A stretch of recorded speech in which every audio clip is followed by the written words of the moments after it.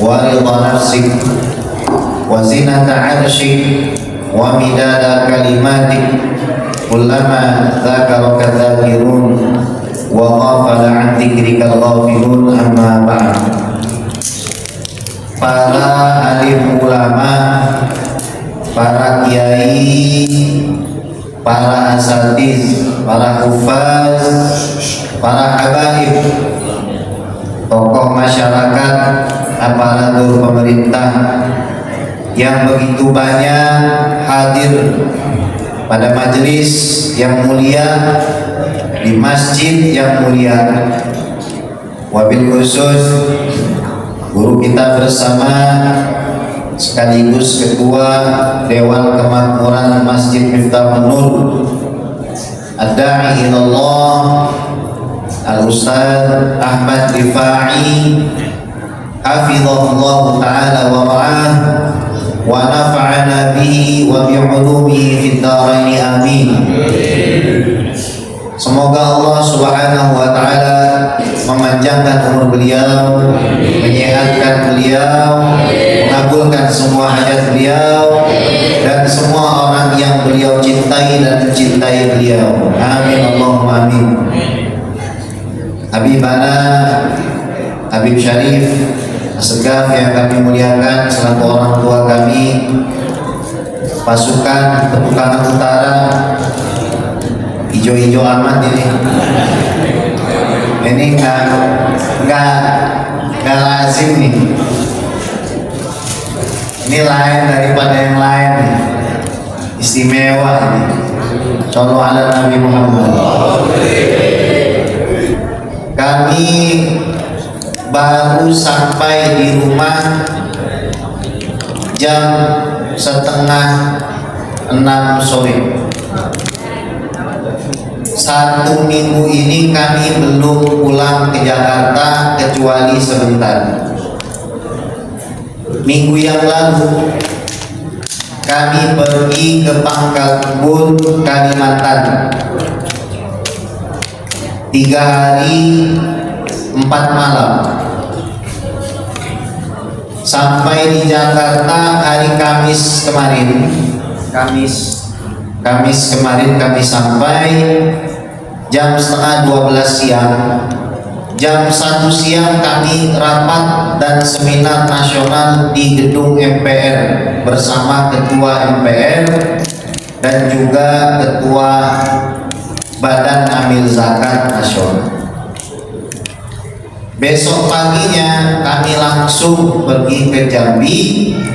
Dari Jambi ke Muara Bungo, dekat, cuma 133 kilo doang, jalannya kayak ular kadut. Kalau jalan tol sih nggak apa-apa, jalannya kayak ular kadut. Alhamdulillah. Baru sampai tadi jam 5:30. Nah, kurang lebih begitu dah. Makanya agak lemes juga nih kita sebenarnya. Tapi begitu melihat hijau-hijau, semangat lagi kita. Jujur saya katakan pada dirimu bahwa aku sangat rindu padamu.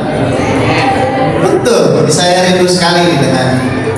Makanya saya bilang ketika Ustaz Ahmad Rifai ngomong sama asisten kami Mas Firman, saya langsung bilang, iya orang tetangga doang, buat tinggal di Joglo sih.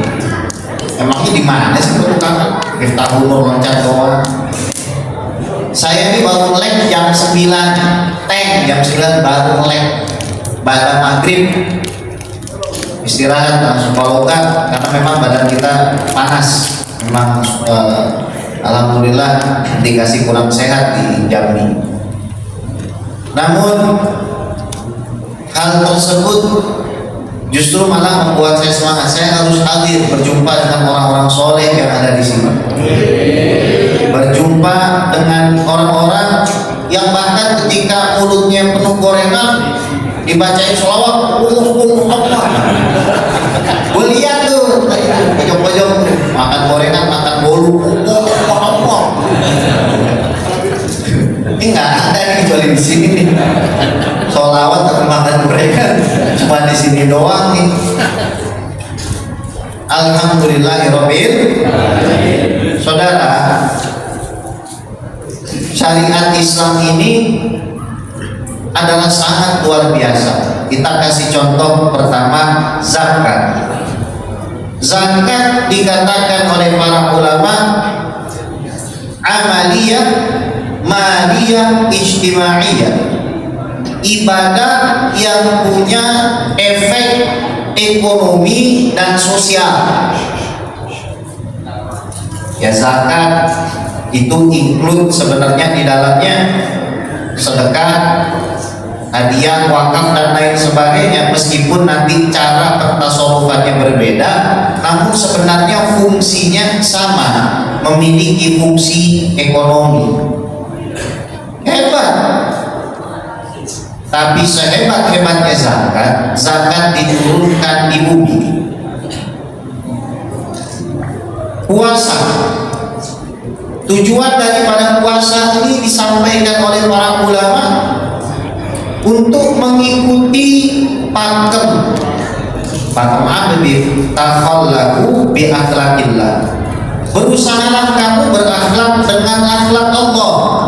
Tak lagi kita berpuasa, Allah nggak makan, kita berusaha nggak makan. Allah nggak butuh minum, kita berusaha nggak butuh minum. Allah tidak berhubungan karena laisa kamitslihi syai'un, kita menahan diri supaya tidak berhubungan. Puasa menjadikan kita orang-orang yang bersyukur, orang-orang yang bersabar, orang-orang yang ikhlas, karena nggak ada yang tahu hakikat puasa kecuali Allah. Tapi puasa turunnya di bumi, saudara. Haji, ibadah syariat dari Nabi Ibrahim alaihi salam, ibadah yang menuntut pengorbanan harta dan juga fisik yang tidak biasa serta hati yang luar biasa. Kenapa? Karena zaman sekarang orang tawaf senggol-senggolan depan non-mahram, empet-empetan sama orang non-mahram. Itu zaman sekarang begitu modelnya. Kalau kita nggak betul-betul menjaga batin, tawaf bisa jadi dosa, saudara. Yang mana pahalanya haji ini adalah dimasukkan ke dalam surga. Surga itu sungainya terbuat dari susu, terbuat dari madu, benih mengalir. Laki-laki mendapatkan bidadari yang kalau bidadari itu tersenyum, maka alam semesta ini menjadi bersinar karenanya. Tapi haji turunnya di bumi. Cuma satu amalan, hanya satu perintah Tuhan yang Nabi harus diperjalankan dari Al-Masjidil Haram ke Al-Masjidil Aqsa sampai ke Sidratul Muntaha. Tidak ada, menurut guru saya Profesor Dr. Yusri Jabar Al-Hasani, tidak ada kenikmatan di dunia ini melebihi sholat. Dan itu yang disampaikan Nabi, saudara. Saya punya kawan harta 12-15 triliun, tapi Allah belum anugerahkan kepada dirinya untuk bersujud kepada Allah. Kalau bukan karena kita ini dipilih oleh Allah, sekarang mungkin kita sujud kepada pohon, sujud kepada batu, sujud kepada binatang, sujud kepada kerbau, saudara. Tapi karena Allah memilih kita, ini nikmat yang terbesar. Dalil mana, Bib? Kita semua percaya kepada Nabi, betul? Yakin semua yang disandarkan Nabi, betul? Nabi mengatakan ju'ilat qurratu aini fis shalah. Telah dijadikan ketenangan batin di dalam sholat. Kemarin waktu saya ke Kalimantan, ketemu sama seorang Pak Haji, dia ngajak saya ke rumahnya makan gitu, di restoran dia. Saya bilang sama beliau, Pak Haji kan nikmat udah banyak Pak Haji, sujud udah enak belum, rukunya udah nikmat belum, takbirnya udah sedek belum? Kalau belum, cari. Karena Pak Haji udah kelar nyekolahin orang, udah bebasin tanah-tanah orang yang pengen dibeli kebun sawitnya, udah. Banyak orang mabuk jadi bisa baca Quran, udah. Tapi pertanyaan saya, Pak Haji sujudnya udah enak belum? Belum. Berarti Pak Haji belum ngerasain. Dan nikmatnya sujud ini adalah an-ni'matul mutajaddidah, nikmat yang gak bakal bisa dibatasin. Orang kalau misalkan makan durian, saya kemarin makan 7 jenis durian di Jambi, habis 21 biji. Benar? 21, tapi ya enak juga. Benar nggak? Di sini kadang-kadang banyak yang suka makan apa? Makan apa yang paling seneng? Jengkol. Lu makan jengkol 1 truk mau lu? Peten 1 baskom. Nggak enak. Tapi kalau namanya orang mengerti, diberikan oleh Allah Subhanahu wa taala nikmat sujud dan paham, maka dirinya nggak mau keluar dari sholat. Saya umpamakan kita dapat jadwal ketemu dengan Bapak Prabowo Subianto. Bu, sehat tuh. Diem baik aku panggil. Bu, kalau ketemu Prabowo, Pak Prabowo 5 menit cukup nggak? Nggak bakalan. Pak, anak saya mau kuliah Pak, bayarin apa? Pertama kan begitu. Pak, miftah umur Pak, gedein apa? 5 menit cukup? Nggak bakalan. Mesti kita minta tambah. Tapi kenapa kalau sholat kadang-kadang nggak sampai 5 menit pengen bubar? Apa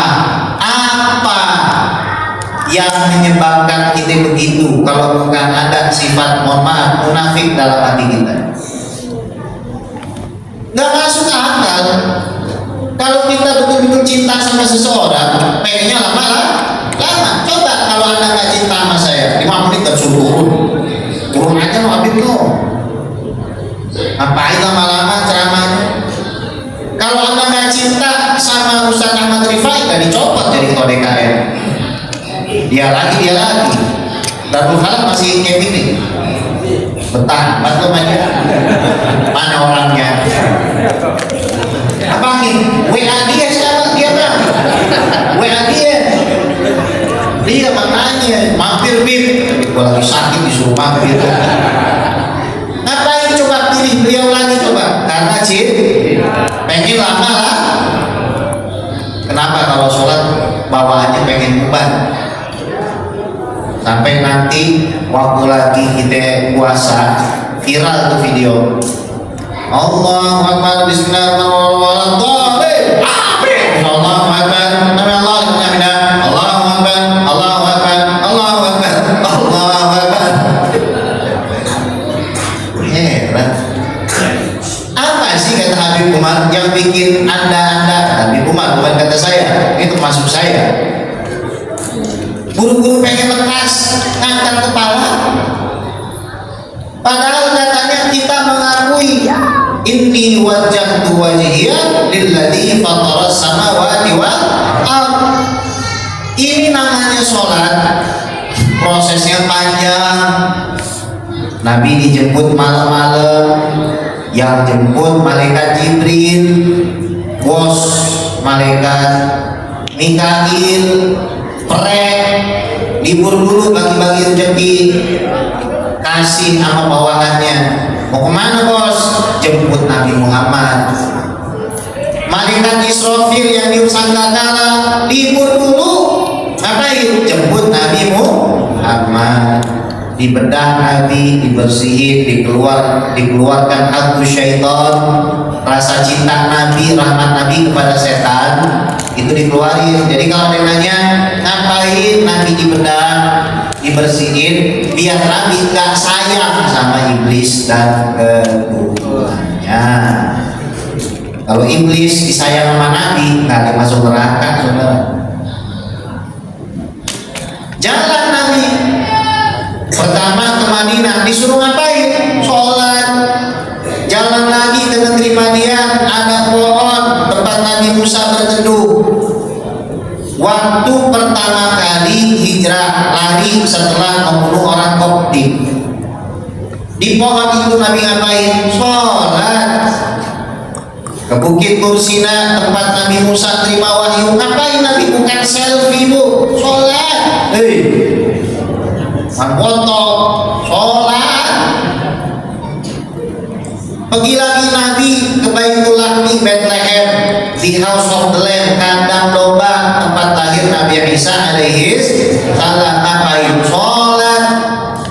Makanya gua heran sama orang Wahabi, nabinya sholat di tempat lahir Nabi Isa, kita mau datang tempat lahir Nabi kagak boleh. Alasannya dijadiin perpustakaan apa, kagak boleh masuk. Shallallahu ala Nabi Muhammad. Sampai di Baitul Maqdis, Nabi ketemu Nabi dan Rasul itu bukan nongkrong Pak. Woi, akhirnya kita ketemu juga. Nah, ada begitu. Ngapain coba? Sholat. Naik ke langit pertama ketemu Nabi Adam alaihissalam. Langit kedua ketemu Nabi Idris alaihissalam. Langit ketiga ketemu Nabi Isa alaihissalam. Langit keempat ketemu Nabi Yusuf alaihissalam. Langit kelima ketemu Nabi Harun alaihissalam. Langit keenam ketemu Nabi Musa alaihissalam. Langit ketujuh ketemu Nabi Ibrahim alaihissalam. Nabi melihat begitu banyak fenomena. Ada orang-orang yang ngantemin kepalanya pakai batu, isinya keluar, butuh lagi, diantemin lagi. Siapa mereka? Umul ladina tarakus sholat min ummatik ya Muhammad. Mereka orang-orang yang suka ninggalin sholat. Makanya kalau dipanggil sholat pengen melawan, pantongin, jedotin dulu kepala coba. Kalau misalkan masih kejut, jangan coba-coba tinggalin sholat. Digetak atau digetak bu, digetak pakai batu bu. Cuma masalahnya nanti kepalanya pecah tuh. Itu hukuman bagi orang-orang yang suka tinggalin sholat, itu hukuman. Jangan lagi Nabi melihat ada sekelompok manusia yang makan bangkai, padahal di sampingnya ada makanan yang halalan thayyibah. Siapa mereka? Mereka suami istri yang suka na'udzubillah berzina dengan yang bukan mahramnya. Bu, cinta sama suami bu. Mudah-mudahan rumah tangga ibu langsung sampai surga. Amin Allahumma amin. Kalau mau langgeng itu harus dijaga keharmonisannya sama suami. Suami itu posisinya persis di bawah Rasulullah. Bu. Jadi begini bu, pas dulu ibu masih gadis, dulu Allah, Rasulullah, orang tua. Tapi begitu suami datang bilang qabiltu nikahaha wa tazwijaha bil mahril mazkur dan pasek banget. Tawa lagi kagak, cuma satu aja. Innani ana minal khaifin. Udah orang penakut dah. Ya. Begitu orang udah akad, maka pindah jabatan. Allah, Rasulullah, suami. Nabi melihat tuh di neraka, faraitu aktsara ahliha an-nisa. Yang saya lihat banyak perempuan masuk neraka. Ayakfurna billah. Rasulullah masuk neraka apa gara-gara tak beriman? Bukan. Bal yakfurna al-ashir. Oh, kurang ajar sama suami. Wa yakfurna al-ihsan. Oh, gak menghargai pemberian suami. Beriman, kurang ajar sama suami, gak menghargai pemberian suami.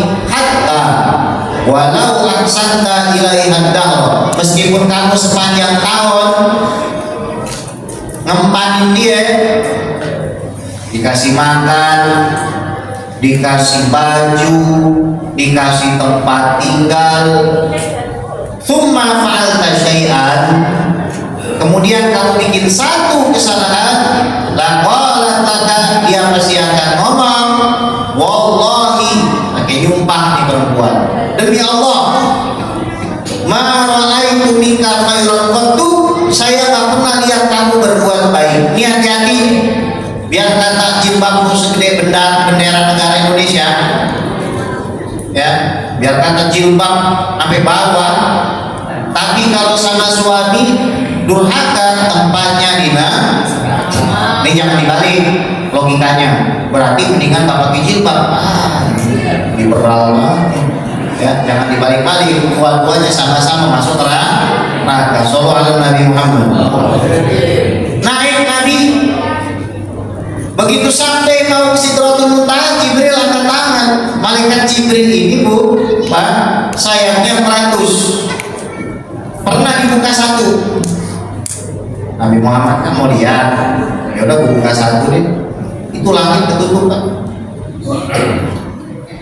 Tapi dia bilang begini, jabatan saya cuma sampai sini aja, kalau saya maksa naik saya hancur. Pertanyaan saya, Nabi Muhammad naik ke hancur, buat sekuat apa tuh Nabi? Nggak ada yang bisa bayangin powernya Nabi waktu dinaikin itu nggak ada yang bisa bayangin. Ngapain ketika Nabi sampai di sana menerima perintah sholat untuk menunjukkan kalau Nabi itu adalah makhluk dengan kasta paling tinggi dan sholat adalah ibadah dengan kasta yang juga tertinggi. Kalau kita puasa setahun sekali, kalau bicara haji setahun sekali bagi yang mampu juga. Zakat kalau dia mustahil nggak wajib, tapi sholat nggak punya alat wudu, faqidu taulain, bisa sholat untuk menghormati waktu nanti diqodho. Nggak tahu arah kiblat, berijtihad silakan. Nggak ada air tayamu, nggak bisa diri duduk, nggak bisa duduk berbalik, nggak bisa juga pakai isyarat, nggak bisa juga sholatin. Dan modalnya murah. Ini nikmat yang paling tinggi. Buktinya apa? Orang habis duit banyak-banyak ke Madinah, maka bagaimanapun mereka senang selfie, senang foto, tapi kalau sudah dipanggil hayya 'alas shalah, rebutan kan tempat, pasti rebutan.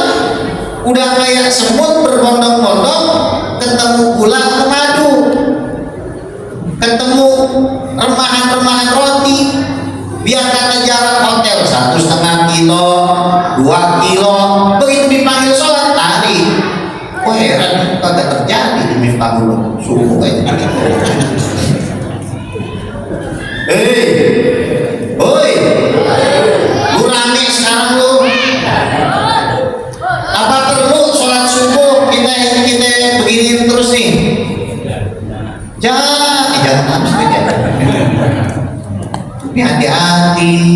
Jadi kita yang nggak ngerti sebenarnya nikmat yang terbesar itu adalah sholat. Saya kemarin baru dikasih rezeki pergi ke Madinah. Saya pergi sendiri, nggak bawa jamaah, nggak bawa istri, nggak bawa siapa. Saya bilang sama istri, saya mau sendiri dulu. Tenang aja, nggak ada siapa-siapa di sana. Saya ini banyak salah sama Rasulullah. Saya mau membenahi diri. Madinah itu bagi orang yang ngerti itu sekolahan, beneran. Bagi orang yang ngerti, Madinah itu sekolahan. Keluar dari sana ada yang lulus langsung S3 ada yang cuma lulus TK juga ada yang nggak lulus juga, cuma dapat sertifikat gitu kan. Nggak lulus TK dapat sertifikat, pernah hadir gitu kan. Rapotnya nggak bagus-bagus amat tapi dapat rapot. Madinah itu sekolahan bagi yang paham. Saya datang ke sana tahu bahwa kita mau menghadap kepada jenderal yang bintangnya itu sudah nggak bisa kita hitung lagi, maka harus kita bawa oleh jangan lu datengin orang minta dulu, datengin Ustaz Ahmad Rifai minta dulu, datengin bawa datengin Rasulullah bawa kita niat menghatamkan Al-Quran sehari semalam, sudah hitung 15 jam karena kita hotel nggak terlalu jauh, jalan sekitar 15 menit jalan kaki, pulang pergi sudah hitung. Jadi makan sekian. Di Madinah itu waktu, kalau Anda mengatur waktu habis, tapi segimana kencang kita niat diuji juga. Baru kita 12 juz, kita pun ada Habib yang ayo kita makan makanan sudah. Innalillahi wa inna ilaihi raji'un. Bayangin udah di depan situ masih diuji juga, apalagi di petukangan. Niat kita yang benar diuji lah. Di depan Abu Salam kita mau nyamperin Nabi, baca Simtuturon, ya Rob. Ada Habib datang bilang, Bib, mau gak subatan tuh? Tahu subat? Nikah. Ada janda, Bib. Astagfirullahaladzim. Beneran, Bu? Bayangin aja. Saya berpikir kalau depan Nabi aja di modelnya dipretelin begini, gimana kalau di Jakarta? Aku bilang. Maka kita karena Nabawi tutup jam 22, jam 10. Bukanya jam 2 kita bangun, hujan 8 derajat, hujanan kita di sana, bangun semangat, dapat tempat depan sholat, nangis kita. Kenapa nangis itu? Satu, karena ngerasa nggak pantas berdiri menghadap Allah, dan ini bukan di situ doang. Biar kata kita di RT 01, RW 02, Kanan Utara Selatan, Tuhan kita sama dengan yang di Madinah. Harus kita tahu tuh rahasia orang sholat selalu merasa dirinya kotor dan gak pantas. Itu kunci, karena Allah tidak akan terima sebagus apapun kelihatan amal ibadah kita kalau kita masih punya sedikit perasaan kita yang bikin, masih punya sedikit perasaan kita pantas. Oh, saya pantas di sopan. Nah, makanya baca surat Yasin. Semoga saya dikasih anak laki, Pak. Amin. Saya cari-cari tuh, saya baca surat Yasin, nangis baca Yasin. Bukan nama Nabi Muhammad, depan makam Nabi, Pak. Yasin, nangis langsung.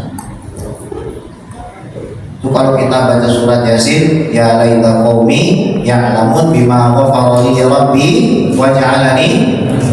Itu lagi nyeritain apa? Puluhan tahun kita baca Yasin, lagi nyeritain apa ya? Bagian itu nyeritain orang yang dikasih lihat jalan yang jelek, dia gak mau ambil jalan yang jelek, dimasukin ke dalam surga, dan dia memuji Allah selain mengatakan, seandainya saja kaumku yang masuk neraka udah kelar, saya tahu bima ghafara li rabbi, atas apa yang sudah Tuhanku berikan dari pengampunan, wa ja'alani minal mukramin, dan aku digolongkan ke dalam golongan orang-orang mulia. Nah,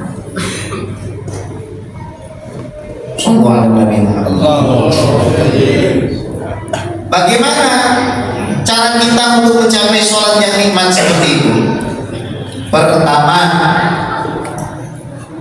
pada saat kita mau berwudu, merasalah kita ini kotor, seperti orang yang mau membersihkan pakaian.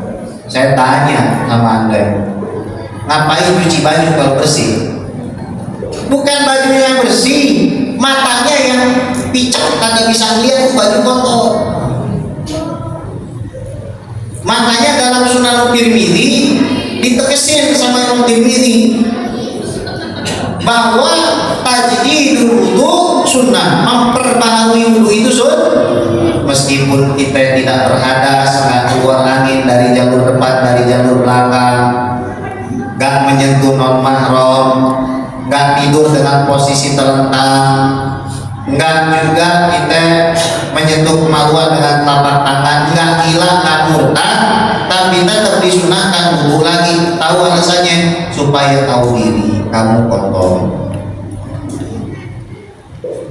Ketika kita basuh tangan kita bersyukur, alhamdulillahilladzi ja'alal ma'a tahura. Ya Allah, makasih saya udah dikasih wudu pakai air.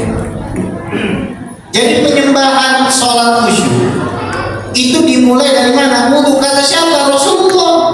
Miftahul jannati as-sholat wa miftahus sholati al-wudu. Kalau mau buka surga ada kuncinya, kuncinya namanya sholat. Tapi kamu nggak bisa dapat sholat kalau kamu nggak dapat wudu. Nggak mungkin orang yang wudunya kayak cangkung cebok. Pernah lihat bu? Cangkung kalau dia di atas air, ngapain coba dia itu? Cebok dia, tak doang. Kadang-kadang orang ada wudu begini.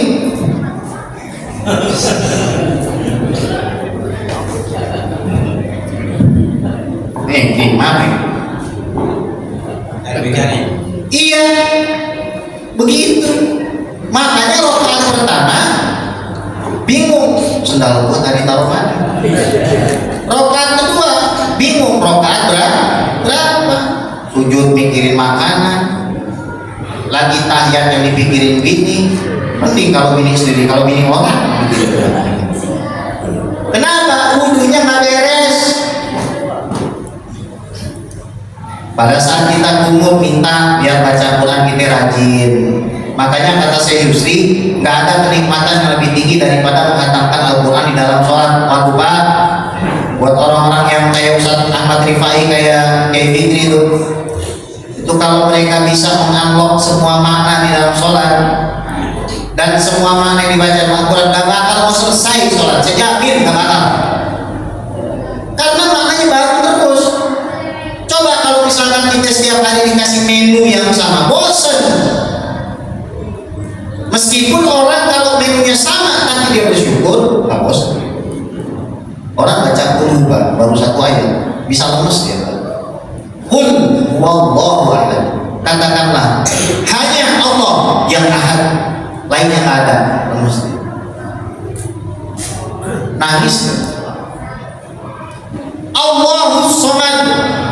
Allah tempat bergantung semuanya. Orang yang musuhin saya bergantung kepada Allah, saya bergantung kepada Allah. Binatang yang paling kecil bergantung kepada Allah, sampai gajah pun bergantung kepada Allah. Allah Rabbul Alamin. Saya sampaikan ini kepada teman-teman di KPK. Saya rutin isi di KPK sama Mabes Polri. Saya sampaikan bahwa orang bisa bikin skema apapun, tapi ada namanya Rabbul Alamin, Tuhan yang ngatur alam semesta ini. Kesitulah kita lapor saudara, kesitulah kita mengaku saudara. Nah, bisa kita bayangkan kalau orang itu hafal Al-Quran, dia hafalkan di dalam sholat, sudah puncak, bawaannya banyak, betah. Coba kita naik ke puncak, kita bawa makanan atau minuman, turun lagi. Udah sampai puncak, waduh habis makanannya. Tapi kalau dia hafal Al-Quran, baca deh halaman terakhir surat Yasin. Awalam yarau anna khalaqna lahum mimma amilat aydina an'aman fahum laha malikun. Ya Allah Pak, itu Allah lagi cerita orang-orang yang kurang ajar sama Allah. Emang mereka nggak melihat saya udah bikinin buat mereka ternak, saya udah bikinin mereka sapi, domba, onta untuk mereka makan, untuk mereka jadikan kendaraan. Tapi mereka malah durhaka sama saya, Allah. Awalam yaral insanu anna khalaqnahu min nutfatin fa idza huwa khasimun mubin. Manusia itu nggak mikir ya, saya ciptain dari air yang hina, air sperma, kenapa malah musuhin saya? Itu Allah lagi curhat tuh, bakal nangis kita tuh. Memangnya kita sesuci apa sih? Sebersih apa kita ini? Itu puncak kenikmatan. Demi sudah mencapai puncak itu, apalagi di depan Rasulullah begitu, saya terus terang saya minta biar saya dimatikan oleh Allah. Karena saya takut tidak bisa merasakan perasaan seperti itu lagi. Rokaat pertama, ya Allah matiin saya aja ya Allah. Rokaat kedua belum cobalah. Oh Bapak, sholat 2 kali. Bayangin setengah 3, tidur cuma 3 jam. 12, 1, 2, ya. Setengah 4, setengah 5, setengah 6, 3 jam berdiri. Sholat, bangun lagi. Sholat, rukuk, sujud, bangun lagi. Terus sampai adzan pertama. Setelah adzan pertama, saya tutup witir, baca maulid. Nggak ada capek, nikmat. Apa yang kita pikirkan nanti di surga? Kenikmatan macam seperti itu? Nah, kalau seandainya sholat itu kenikmatan yang paling tinggi di dunia, coba bayangin gimana rasanya kalau Bapak sholat di surga. Ini bagi yang paham. Saya sudah mengumpulkan 20-30 kalam ulama tentang sholat khusyuk.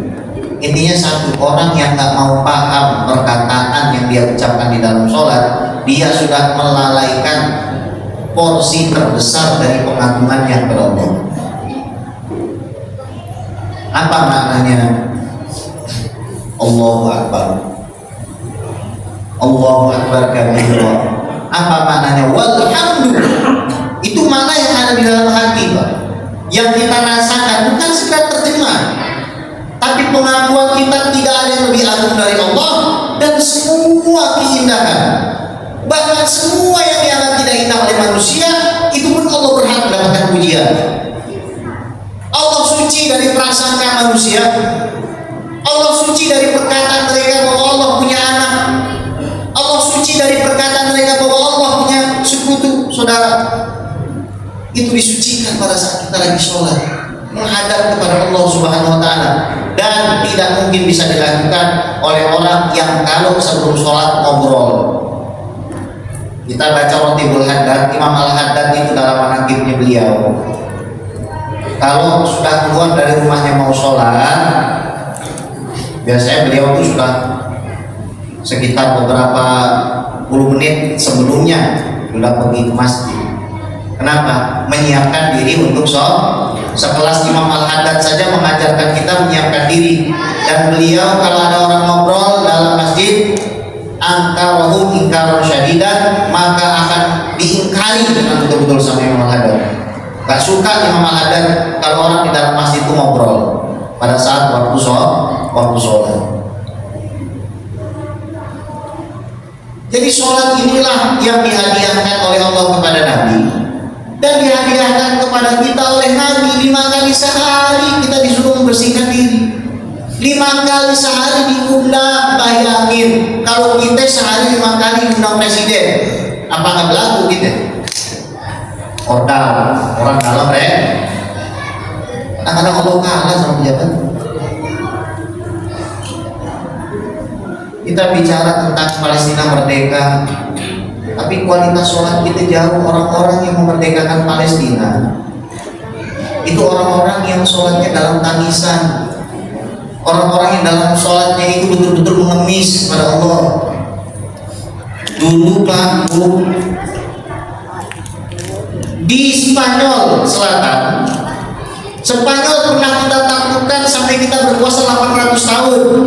800 tahun yang menaklukkan ratusan ribu cuma 12.000 orang, tapi 12.000 orang sujudnya betul, pasrah betul kepada Allah, hatinya betul-betul yang fatir ala ini, betul-betul semua orang beriman. Maka saya sampaikan, rahasia doa orang yang mustajab adalah dia mendoakan orang lain doa yang sama. Semua umat Islam didoakan, itu rahasianya doa orang mustajab itu. Dan ada orang doa buat dirinya sendiri itu mustajab, tidak ada. Itu rahmatun min Allah itu.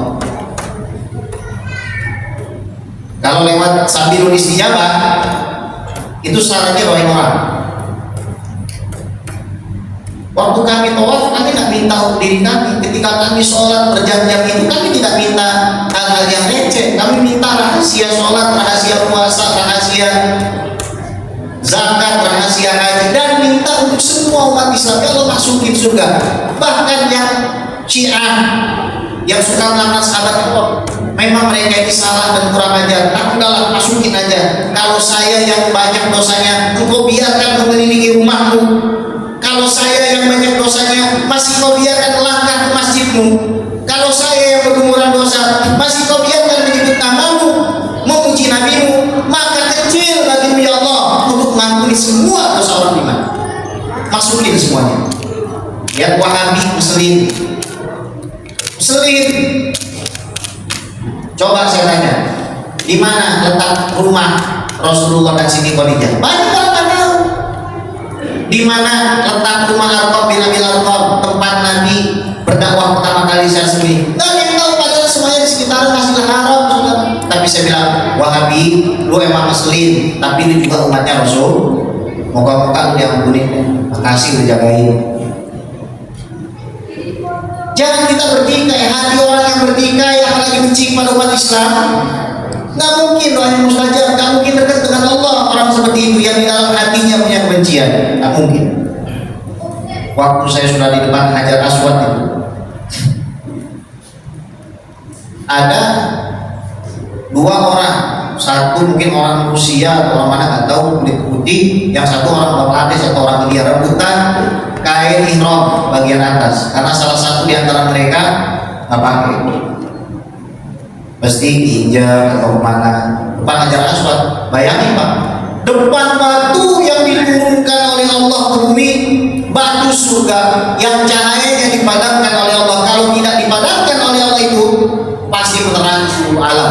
Hajar Aswad terang bumi. Hajar Aswad, makam Ibrahim sama dari surga, bro. Di depan Hajar Aswad berantem orang Islam. Saya gimana di Utara Utara?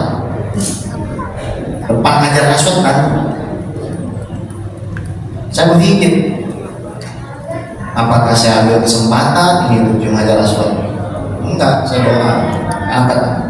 Allahumma ighfir li ummati sayyidina Muhammad. Ya Allah ampuni dosa semua umat Muhammad. Allahumma arham ummata sayyidina Muhammad. Ya Allah kasih sayangilah semua umat Muhammad. Allahumma alif baina qulubi ummati sayyidina Muhammad. Ya Allah ikatkanlah hati semua umat Nabi Muhammad. Allahumma aslih ummata sayyidina Muhammad. Ya Allah perbaikikan. Tiba-tiba ada orang angkat tangan saya. Oh, amin. Dia angkat lagi tangan saya. Amin. Disuruh terus. Maka jangan sampai kita itu ketika berdoa mendoakan diri kita sendiri. Nah itu adalah batu pertanda selesainya ceramah kita. Ya itu batu pertanda. Kalau batu biasa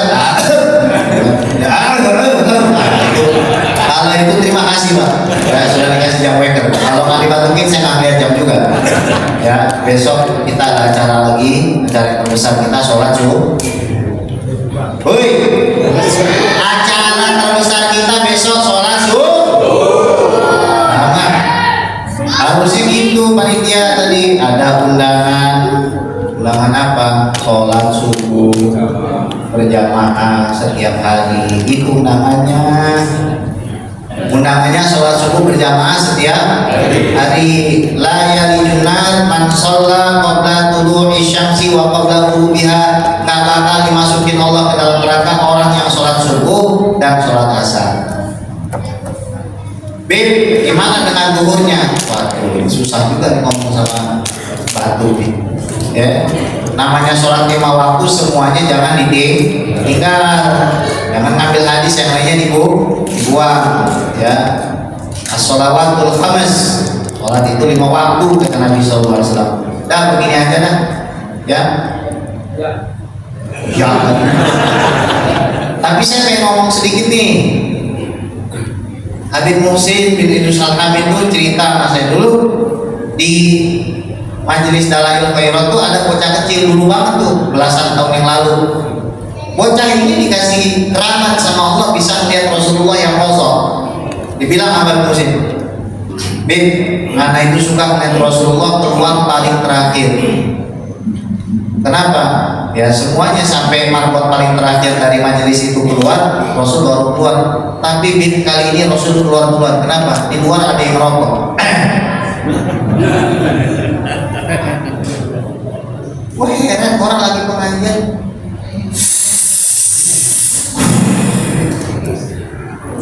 boleh aja, nggak apa-apa kalau lagi karena ya lagi pengajian merokok. Sekarang ini kita nggak usah berdebat masalah hukum rokok. Kita masih sepakat orang merokok mulutnya ada nggak? Tanya nih, ada yang nggak sepakat nggak soal ini kira-kira? Ada yang nggak sepakat soal ini?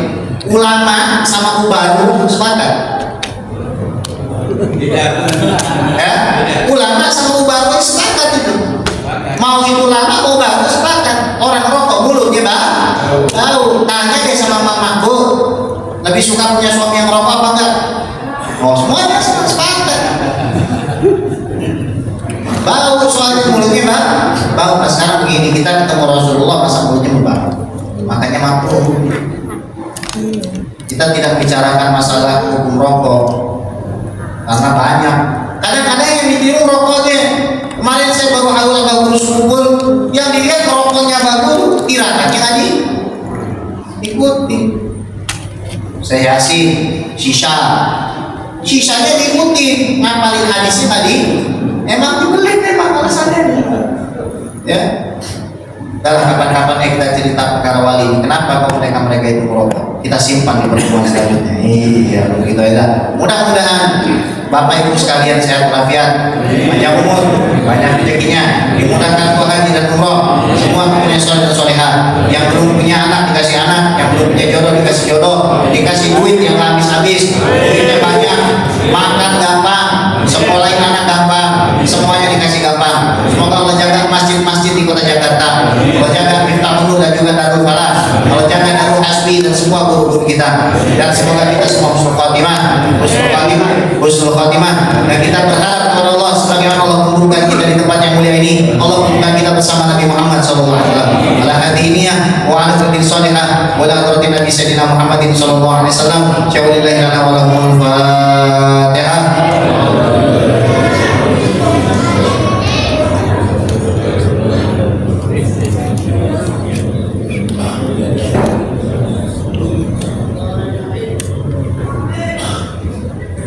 Biar kita cepat ketemu, kagak usah salaman.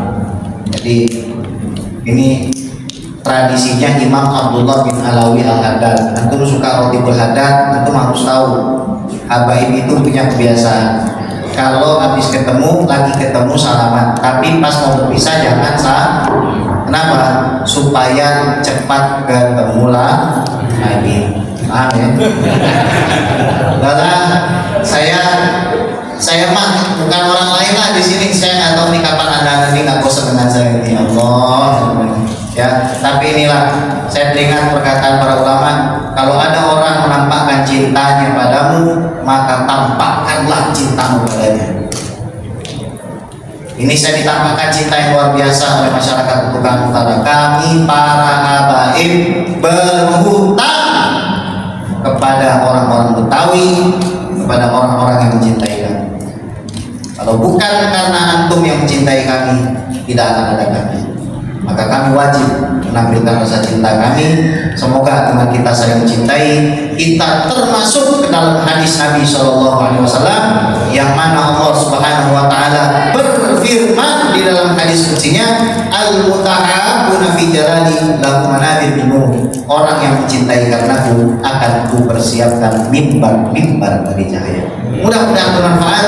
Ada ini. Wassalamualaikum warahmatullahi wabarakatuh.